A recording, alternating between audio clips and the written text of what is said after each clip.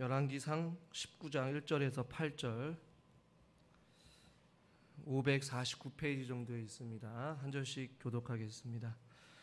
아합이 엘리야가 행한 모든 일과 그가 어떻게 모든 선지자를 칼로 죽였는지를 이세벨에게 말하니, 이세벨이 사신을 엘리야에게 보내어 이르되, 내가 내일 이맘때에는 반드시 내 생명을 저 사람들 중 한 사람의 생명과 같게 하리라. 그렇게 하지 아니하면 신들이 내게 벌 위에 벌을 내림이 마땅하니라 한지라. 그가 그 형편을 보고 일어나 자기의 생명을 위해 도망하여 유다에 속한 브엘세바에 이르러 자기의 사환을 그곳에 머물게 하고, 자기 자신은 광야로 들어가 하룻길쯤 가서 한 로뎀나무 아래에 앉아서 자기가 죽기를 원하여 이르되, 여호와여, 넉넉하오니 지금 내 생명을 거두시옵소서. 나는 내 조상들보다 낫지 못하니이다 하고, 로뎀나무 아래 누워 자더니 천사가 그를 어루만지며 그에게 이르되 일어나서 먹으라 하는지라. 본즉 머리맡에 숯불에 구운 떡과 한 병 물이 있더라. 이에 먹고 마시고 다시 누웠더니 여호와의 천사가 또다시 와서 어루만지며 이르되 일어나 먹으라. 내가 갈 길을 다 갈지 못할까 하노라 하는지라. 이에 일어나 먹고 마시고 그 음식물의 힘을 의지하여 40주 40야를 가서 하나님의 산 호렙에 이르니라. 아멘. 주일 예배 나오신 여러분도 환영하고 축복합니다. 옆에 놓은 인사합시다. 메리 크리스마스.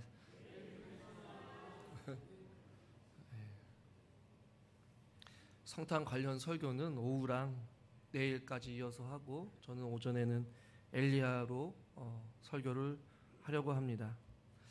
우리가 지난 시간까지 우리가 엘리야가 갑작스러운 이세벨의 그 말 한마디에 무너지는 그 상황들과 그 과정들을 조금 살펴보았습니다. 이어서 로뎀나무 아래에 주저앉아 있는 엘리야의 그 상태, 그 과정, 또 그 모습을 통하여서 우리와 또 저와 여러분들의 어떤 영적인 상태를 점검해보고, 또한 어떻게 엘리야가 회복되었는지를 살펴봄으로 인하여서 또 다른 한 해를 우리가 준비했으면 좋겠습니다. 오늘 우리가 읽은 이 본문에서 갈멜산의 승리와 엘리야의 도주 혹은 도망, 이것은 같은 날 일어난 사건임을 우리는 기억해야 합니다. 언제 일어났다고요? 같은 날. 우리의 믿음도 이와 유사한 것이죠. 엘리야가 갈멜산 전투에서 불을 경험하였고, 하늘에서 비를 내리게 하는 그러한 응답도 경험하였습니다. 하나님의 살아계심을 경험한 것이죠.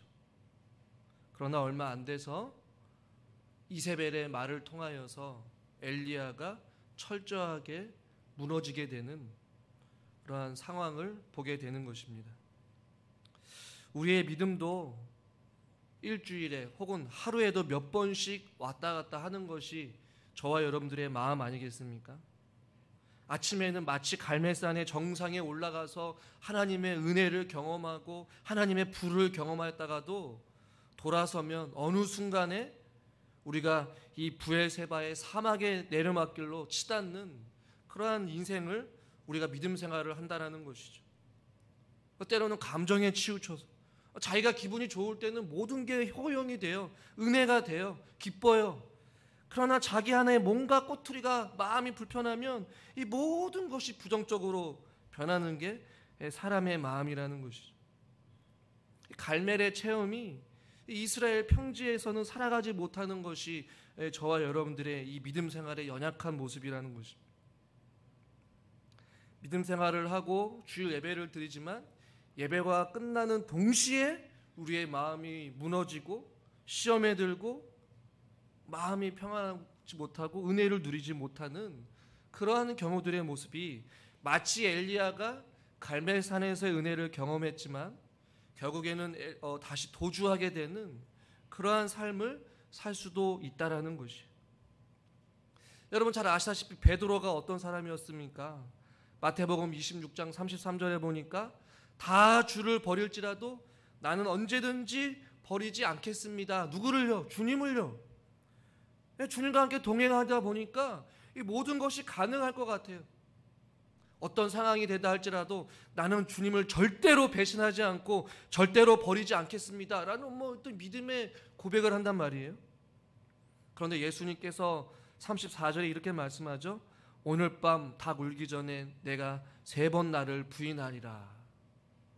부인하지 않겠다, 떠나지 않겠다라고 했던 베드로지만 결국에는 닭 울기 전에 3번 예수님을 부인하고 맹세하고 저주하면서 도망쳐버리는 이 연약한 베드로의 모습을 마치 엘리야의 모습과 흡사하다라는 것이에요. 원수기도 나무에서 떨어질 수도 있다라는 그런 말이 있듯이 우리가 잘 알고 있는 엘리야, 이 위대한 선지자 엘리야도 결국에는 넘어지고 또 도망칠 때도 있다라는 것이죠. 그러니까 저와 여러분들도 언제든지 넘어질 수 있다, 영적인 침체에 빠질 수 있다라는 사실을 잊지 마시기를 주님의 이름으로 간절히 축원합니다. 그러니까 의인은 없나니 하나도 없다라고 말씀하잖아요. 근데 우리는 기도해야 되는 것이죠. 주님, 우리의 마음을 잘 지키게 하여 주시옵소서. 상황과 어떤 여건과 어떤 다른 것에 우리의 마음이 좌지우지되거나 흔들리거나 무너지지 아니하도록 우리의 마음을 지킬 수 있도록, 무너지지 않도록 주님 붙잡아 주시옵소서. 또 한편으로는 언제든지 넘어올 수 있는 자아라는 사실을 기억할 때마다 우리 옆에 있는 성도들을 바라볼 때에 이러한 마음을 가지고 바라봐야 된다는 것이. 어떻게 해요? 목회자도, 우리 장로님도, 우리 권사님도 얼마든지 믿음에 넘어질 수 있다라는 것을. 그렇다고 그것을 정당화하는 것은 아닙니다. 그러나 중요한 직분을 맡고 있는 지도자라 할지라도 때로는 마음에, 때로는 어떤 심리적으로, 육체적으로 지치거나 넘어지거나 때로는 힘들 수도 있다라는 것이. 엘리야의 모습을 통해서 나 자신만 되돌아볼 것이 아니라 우리 안에 있는 이 공동체 안에서 상대방을 향한 그런 이해심과 어떠한 기다림이 우리 가운데 필요하다라는 것이. 할렐루야. 옆에 분들한테 이렇게 인사합시다. 나는 장로님, 나는 권사님이, 우리 집사님이 이해가 됩니다. 전혀 이해가 안 되는 표정이에요. 뭐 권사가 돼가지고 말이지. 그렇게 따지면요, 제가 할 말이 제일 많아요. 우리 교회 거의 98% 이상이 장로님이고 권사님이고 권사님이신데, 새벽 예배 죄송하지만 3분 나오셔요. 그렇지만 이해하기 때문에. 할렐루야. 다시 한번 마음에 진심을 담아서 우리 장로님, 우리 집사님, 우리 권사님 이해합니다. 인사하세요. 충분히 이해합니다. 왜 각자 사정이 없겠어요? 다 있어요. 그러니까 우리의 시선이 나는 되는데 상대방은 안 된다라는 그런 이기적인 생각이기 때문에 그래요. 나는 그렇다 쳐도 장로님은, 나는 그렇다 쳐도 우리 권사님은 그러지 말아야지. 80 먹으신 우리 권사님들, 70대 권사님들을 보면서 에이 목사님 70이면 한참 일할 나이인데 이렇게 말씀하시는 데가 종종 있어요. 70대도 몸이 아파요. 60대도 몸이 아프긴 아파요.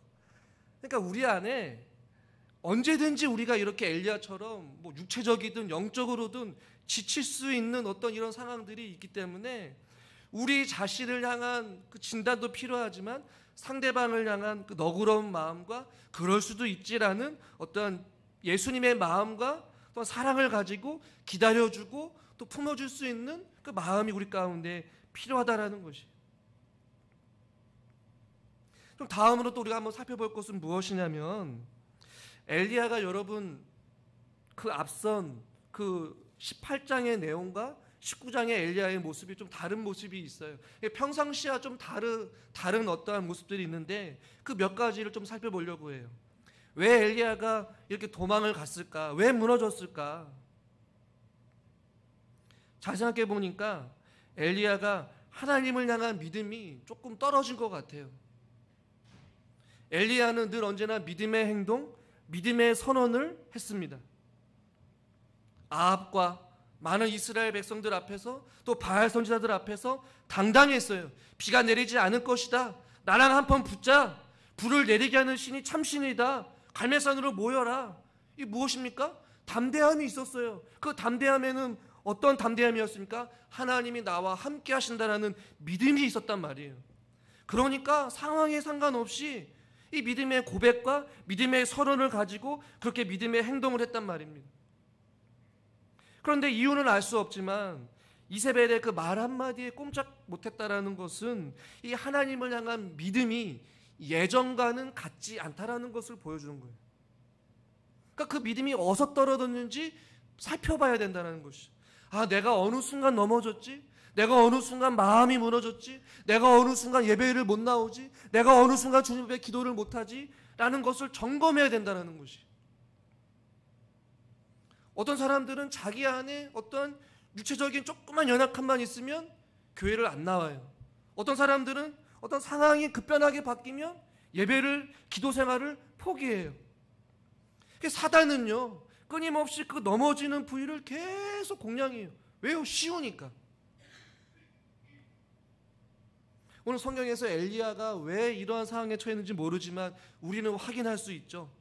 예전과 같지 않은 엘리야, 하나님을 향한 그 믿음이 떨어졌다라는 것이죠. 어떻게 보면 지쳤다라는 것이죠. 아합 왕에서도 바알과 아세라 선지자들의 그 850명의 수적인 열세에도 불구하고 그 당당했던 엘리야가 한순간에 무너졌다는 것이죠.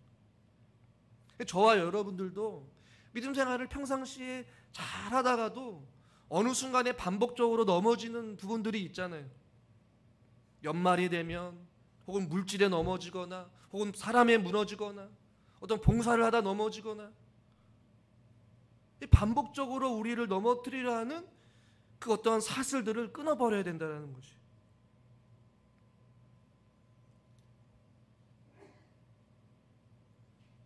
두 번째로 엘리야가 좀 평상시와 다른 모습은 어떤 모습이었냐면 기도가 없었어요.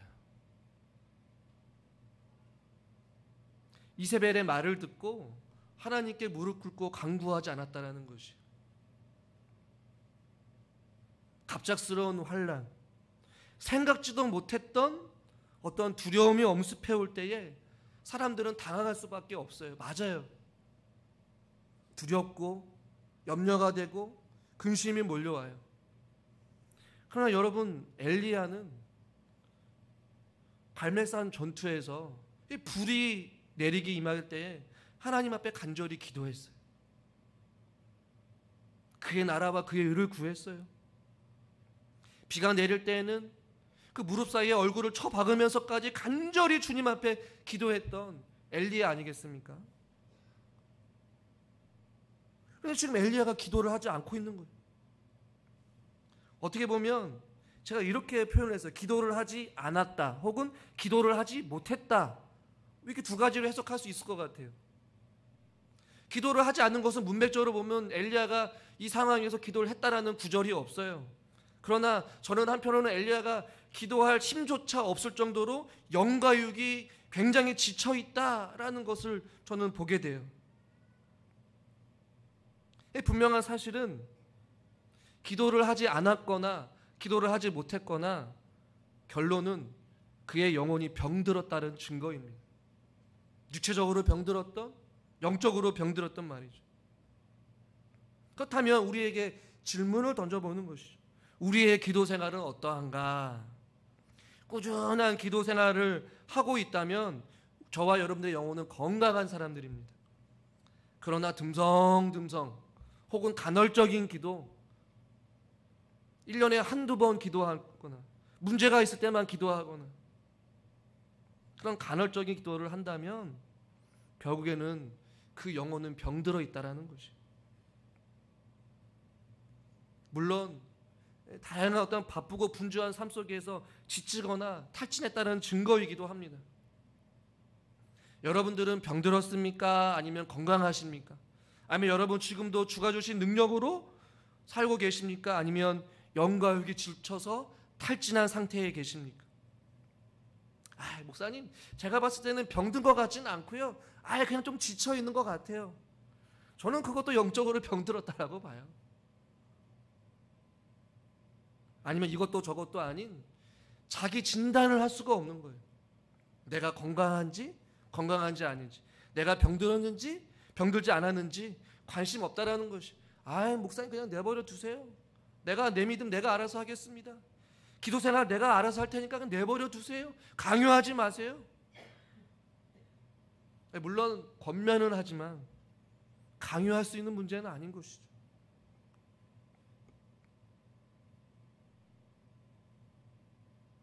또 하나, 이 기도를 하지 않았다라는 것을 통해서 저는 말씀을 준비하면서 아주 중요한 진리를 하나 또 깨닫게 되었는데, 무엇이냐면요, 한번 따라해 볼까요? 기도의 능력을 경험했더라도 기도하지 못할 때가 있습니다. 이 말씀을 준비하면서 곰곰이 생각을 해보게 되니까, 엘리야는 기도의 능력을 여러분 경험했습니까? 경험 못했습니까? 이루 말할 수 없는 기도의 능력을 경험했어요. 눈에 또렷한 850명의 그 바알과 아세라 선지자들도 같이 목격하고 이스라엘 백성들도 같이 목격한 것을 경험했어요. 무엇을요?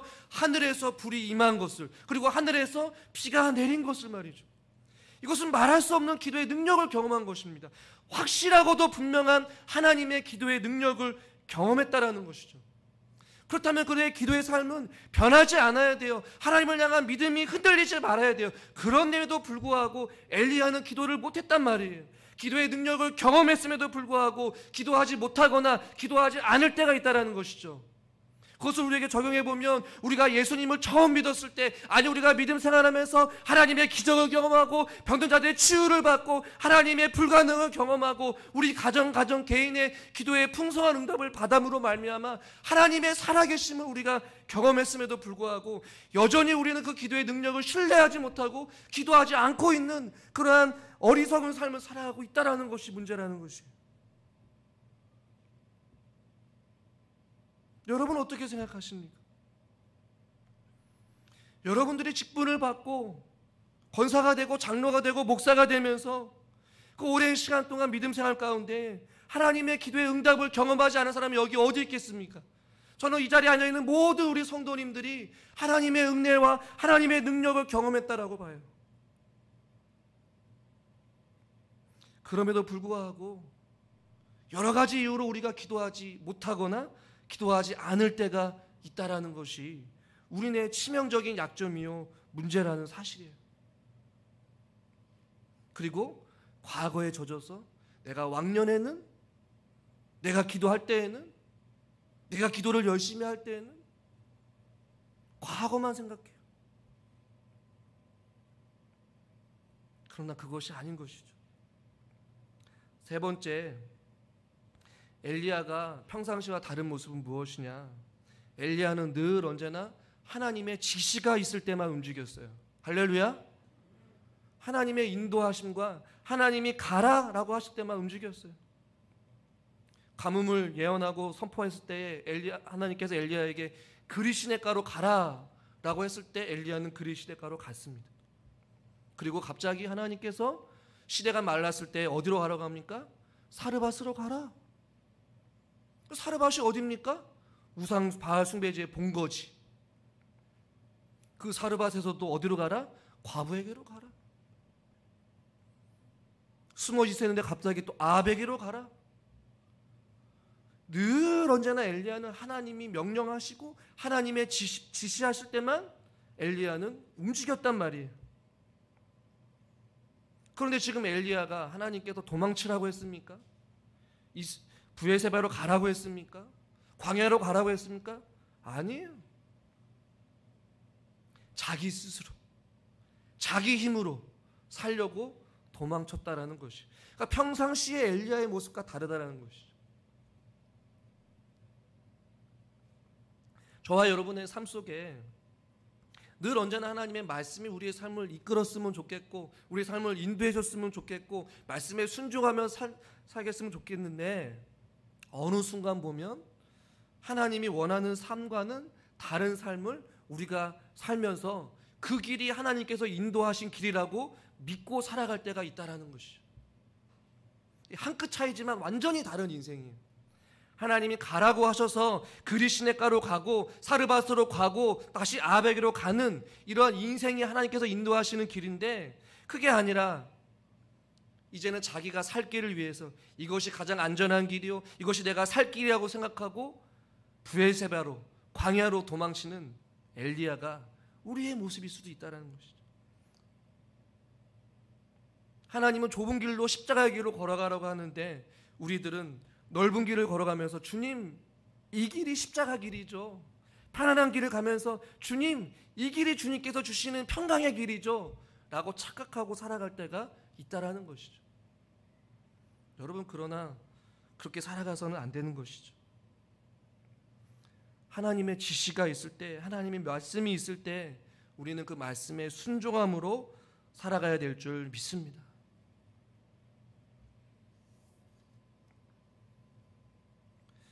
결국에는 하나님의 인도가 없고 기도하지 못하고 그 믿음이 떨어졌던 그 엘리야의 삶의 결말이 어땠느냐, 저는 이것도 굉장히 중요하다고 봐요. 하나님의 인도가 없는 브엘세바에서 또 광야로 지나갔다, 광야로 더 들어갔다라고 성경은 말씀하고 있어요. 우리 4절 말씀을 같이 한번 읽겠습니다. 4절입니다. 자기 자신은 광야로 들어가 하루길쯤 가서 한 로뎀나무 아래에 앉아서 자기가 죽기를 원하여 이르되 여호와여, 넉넉하오니 지금 내 생명을 거두시옵소서. 나는 내 조상들보다 낫지 못하나이다 하고. 원래는 단에서부터 브엘세바는 유다의 맨 남단이라고 이야기를 했습니다. 맨 끝으로 갔어요. 근데 그것도 모자라서 이제는 거기서 광야로 더 들어갑니다. 하나님과 상관없이 하나님을 향한 믿음이 없어지고 기도를 하지 못했거나 또한 하나님의 지시가 없이 움직인 그들의 삶은 이와 같다라는 것이죠. 이스라엘은 큰 비를 통하여서 갈증이 해소가 되고 회복되어지는 순간에 있는데 엘리야 본인은 물이 없는 광야로 지금 가고 있는 것이에요. 여러분, 그 어떤 배경이 보이십니까? 이미지가 하늘에서 큰 비가 내려서 이스라엘 백성들에게는 그 가뭄의 촉촉한 은혜의 단비가 내렸어요. 그런데 정작 엘리야 본인 자신은 지금 광야로 갔다라고 말씀하고 있어요. 여러분, 광야가 어느 곳입니까? 물이 없는 곳, 메마른 곳, 황량한 곳 아니겠어요? 정작 본인은 이 광야로 가서 목말라 하고 있는 거예요. 하나님의 인도가 없는 길, 하나님이 지시하신 길이 아닌 길은 은혜가 없다라는 것이죠. 여러분, 하나님의 인도가 있는 길은 그 길이 그리시네가라 할지라도 하나님의 보살핌이 있었습니다. 할렐루야. 사르밧 과부의 집이라 할지라도 먹을 것이 떨어지는 상황 속에서도 먹을 것이 떨어지지 않도록 하나님께서 보살펴 주셨습니다. 1대 850이라는 수적인 열쇠가 있었음에도 불구하고 하나님께서 명령하신 그 갈매산은 하나님께서 승리의 길을 허락해 주셨다라는 것이죠. 그러나 내 생각과 내 경험과 내 이성대로 판단하고 결정했던 그 길은, 안전하다고 생각했던 길, 편안하다고 생각했던 길, 그 길은 결국에는 광야의 길이요, 절망의 길이요, 죽고 싶어서 어쩔 줄 모르는 광야의 길이라는 것이. 그래서 저와 여러분들은 하나님의 인도하심이 절대적으로 필요한 하나님의 사람들이라는 것을 잊지 마시기를 주님의 이름으로 축원합니다. 또한 하나님의 인도하심이 없는 이 도주에 어떠한 고백이 있냐면, 오늘 본문에서 4절을 보면 자기가 죽기를 원하여 지금 내 생명을 거두시옵소서 라고 말씀합니다. 그러니까 극단주의가 된다라는 것이에요. 내 생명을 취하여 주시옵소서. 모세도 이렇게 기도합니다. 민수기 11장 15절. 나를 죽여 나로 나의 공고함을 보지 못하게 하옵소서. 예레미야도 마찬가지예요. 이 복음을 전하다가 변하지 않는 이스라엘 백성들을 보면서 이런 말을 해요. 예레미야 20장 9절. 내가 다시는 여호와를 선포하지 아니하며 그의 이름으로 말하지 아니하리라. 그러면서 18절에 이렇게 고백합니다. 어찌하여 내가 태에서 나오고 고생과 슬픔을 보며 나의 나를 부끄러움으로 보내는고. 그러니까 왜 태어나서 이런 고생을 하게 태어난지 인생을 한탄하면서 극단주의가 되는 거예요. 죽고 싶다라는 것이죠. 요나서 4장 3절은 같이 한번 읽겠습니다. 요나서 4장 3절입니다. 여호와여 원하건대 이제 내 생명을 거두어 가소서. 사는 것보다 죽는 것이 내게 나음이니이다 하니. 사는 것보다 죽는 것이 낫다라는 이 요나의 고백도 있어요. 그러니까 엘리야가 지금 내 생명을 주님 취하여 주세요. 믿음이 떨어지고 기도 생활을 온전히 하지 못하고 하나님의 지시가 없는 자기 마음대로 인생을 사니까 이런 극단주의에 빠지는 거예요. 이것을 오늘날도 좀 재해석해서 적용해 보면 나는 이제 교회에서 아무것도 하지 않겠다라는 거예요. 내가 주님을 위해 아무것도 헌신하지 않겠다라는 거예요. 내가 주님을 위해 무릎 꿇지 않겠다라는 말과 동일하다는 것입니다. 극과 극이라는 것이죠. 저는 이런 사람들을 너무나도 많이 경험했어요. 목사님 무슨 이유 때문에 교회 나가지 않겠습니다. 봉사하지 않겠습니다. 내려놓겠습니다. 극단주의가 되는 것이죠. 이것이 영적인 깊은 침체에 빠진 사람들의 특징인 것이죠. 그리고 자기 자신을 제대로 못 보는 것이에요. 4절 말씀을 다시 한번 읽어보겠습니다. 4절입니다. 자기 자신은 광야로 들어가 하루길쯤 가서 한 로뎀나무 아래에 앉아서 자기가 죽기를 원하여 이르되 여호와여 넉넉하오니 지금 내 생명을 거두시옵소서. 나는 내 조상들보다 낫지 못하니이다 하고. 내 생명을 거두시옵소서 하면서 나는 내 조상들보다 낫지 못합니다. 자기 자신을 잘못 보고 있는 거죠. 제대로 보지 못하는 거예요. 내 조상들보다 낫지 못한 인생입니다. 이 안에 숨겨진 의미는 내가 주님을 위해 사력을 다해 헌신했는데 결과가 고작 이것입니까? 내 인생 너무나도 허무합니다. 나는 더 이상 이제 주님을 위해 싸울 힘도 어떤 의지도 남아있지 않습니다. 이런 고백과 마찬가지입니다. 그러니까 나는 아무런 쓸모없는 자라는 것이죠. 로뎀나무 안에서 주님 앞에 죽기를 청하면서 자기 자신이 어떠한 존재를 제대로 보지 못하면서 내 인생은 왜 이럴까?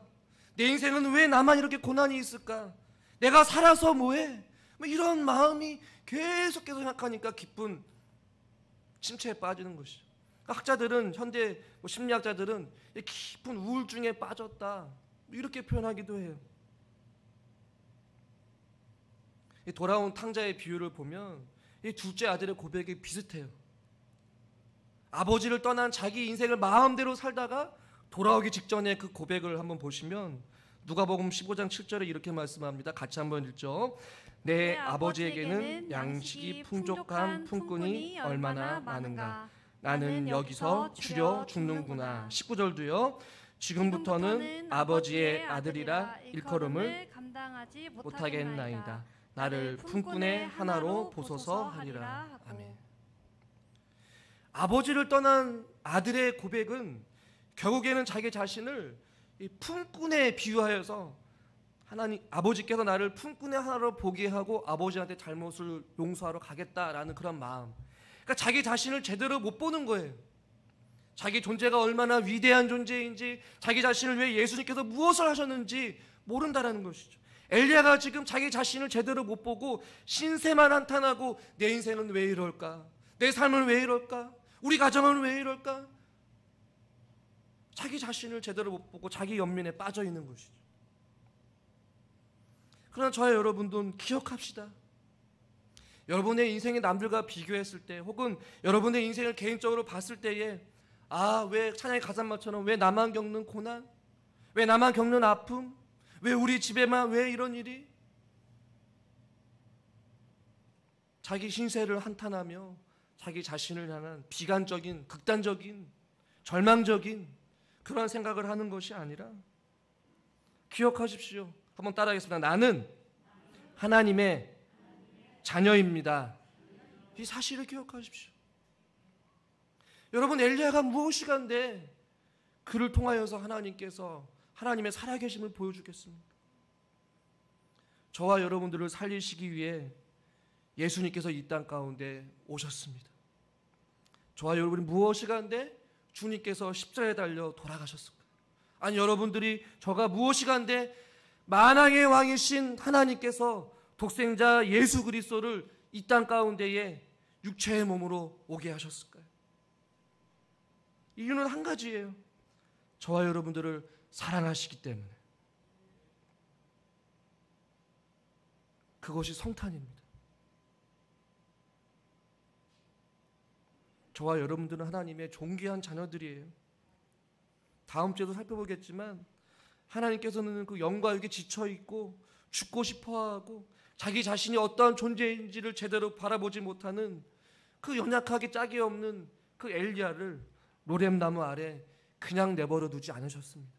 마찬가지로 저와 여러분들이 마치 엘리야가 로뎀나무에 주저앉아 있듯이 여러분의 가정, 여러분의 직장, 여러분의 삶의 모든 영역 속에서 때로는 로뎀나무 아래 앉아서 다 내려놓고 싶은 마음 가운데 혹은 자기 자신이 병들어 있는 것도 모른 채 살아가고 있는 연약하고 어리석은 우리들을 하나님께서는 결코 내버려 두지 않으실 것입니다. 저는 여러분들한테 도전하고 싶고 권면하고 싶습니다. 조금만 힘을 냅시다. 로뎀나무에 앉아있는 저와 여러분들을 하나님께서 결국에는 찾아와 주셔서 우리에게 은혜를 베풀어 주시고 회복시켜 주실 것입니다. 우리를 살리시기 위해, 우리를 일으켜 세우시기 위해 주님께서 이 땅 가운데 오셨습니다. 그 주님의 십자가의 그 고통, 그 고난, 그 죽으심이 헛되이 되지 않도록, 부끄럽지 않도록 저와 여러분들이 다시 한 번 더 일어설 수 있기를 주님의 이름으로 간절히 축원합니다. 하나님 아버지, 엘리야가 이세벨이라는 이 한 여인의 말 한마디에 모든 것이 무너져서 그가 하나님과 상관없는 브엘세바로 또 광야로 로뎀나무로 깊숙이 들어가 영과 육이 지쳐서 주저앉아서 죽고 싶다라고 주님 앞에 고백하며 자기의 신세를 한탄하며 나아갔던 연약한 그 모습을 보면서 우리들의 삶을 되돌아보게 하여 주시니 참 감사합니다. 반복적인 믿음 생활 속에 우리들은 어떠한 모습으로 살아가고 있는지를 진단해 보게 하여 주시옵시고 다시 한 번 더 말씀으로 일어설 수 있도록 하나님께서 은혜를 베풀어 주시옵소서. 예수님의 이름으로 기도드리옵나이다. 아멘.